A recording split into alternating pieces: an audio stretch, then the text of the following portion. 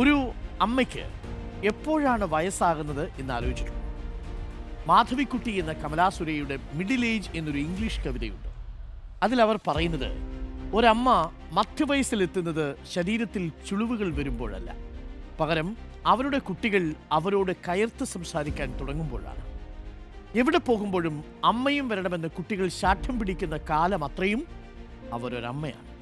എന്നാൽ അമ്മ കൂടെ വരണ്ട എന്ന് പറഞ്ഞു തുടങ്ങുന്നതോടെ അവർ മധ്യവയസ്സിലെത്തുന്നു. കുട്ടിക്കാലത്ത് അമ്മയുടെ കൂടെ പോകാൻ കുഞ്ഞാഗ്രഹിച്ചതിലധികം ആ മധ്യവയസ്സിൽ അമ്മ തൻ്റെ മക്കളുടെ കൂടെ പോകാൻ ആഗ്രഹിക്കുന്നുണ്ടാവും. മക്കൾ കുടുംബമായി പുറത്തു പോകുമ്പോൾ അമ്മയെയും കൂട്ടുമോ എന്ന് ചോദിക്കുമ്പോഴുള്ള ചിരിയിലെ കണ്ണീര് ആരും അറിയാതെ പോകും. അമ്മയ്ക്ക് വേണ്ടപ്പെട്ടവരുടെ അടുത്തേക്ക് ആക്കിത്തരുമോ എന്ന ചോദ്യത്തിന് എനിക്ക് തിരക്കാണ്, അമ്മ ഒറ്റയ്ക്ക് പൊക്കോളൂ എന്ന ഉത്തരമൊക്കെ കൊടുക്കുമ്പോൾ പണ്ട് എവിടെ പോകുമ്പോഴും കൂടെ പോകാൻ കരഞ്ഞ മകനെ അഥവാ മകളെ ആ അമ്മ ഓർമ്മിക്കുന്നു.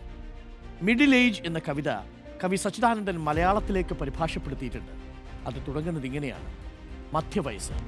കുട്ടികൾ കൂട്ടുകാരാവുന്നതിനു പകരം കറുത്ത മുഖവും കടുത്ത നാവുമുള്ള വിമർശകരാകുന്ന കാലം. അതാണ് മധ്യവയസ്സ്. കവിത അവസാനിക്കുന്നത് ഇങ്ങനെയാണ്: അമ്മേ, നിങ്ങൾ ജീവിതം മുഴുവൻ സ്വപ്നലോകത്തിലാണ് കഴിഞ്ഞുകൂടിയിരുന്നത്. അതിൽ നിന്നുണരാറായി.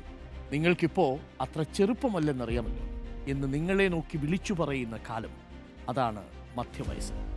അപ്പോൾ പ്രിയമുള്ള പ്രേക്ഷകരെ, അമ്മയും അച്ഛനും ഒക്കെയുള്ള കാലം മാത്രമേ നമ്മൾ സനാഥരായുള്ളൂ എന്ന് ഓർമ്മിക്കുക.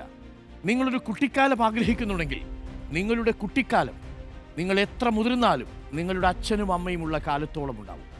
എന്നവർ ഇല്ലാതാവുന്നോ അന്ന് നിങ്ങളുടെ കുട്ടിക്കാലം അവസാനിക്കും, അവരുടെ ബാല്യകാലം.